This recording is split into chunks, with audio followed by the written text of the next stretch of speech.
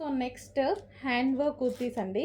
3 piece set and ఇది వచ్చేసి మొత్తం హ్యాండ్ వర్క్ అనమాట. మీకు ఏదైతే కనిపిస్తుందో సో మొత్తం హ్యాండ్ వర్క్ అనేది ఉంటుంది. చాలా ఎక్సలెంట్గా ఉంది. ఇది కూడా బిగ్ సైజెస్లో తీసుకొచ్చాను. సో బిగ్ సైజెస్ మాకు తీసుకురావట్లేదు అంటున్నారు కదా, మీ మీద స్పెషల్ కాన్సన్ట్రేషన్ చేస్తున్నాను నేనైతే.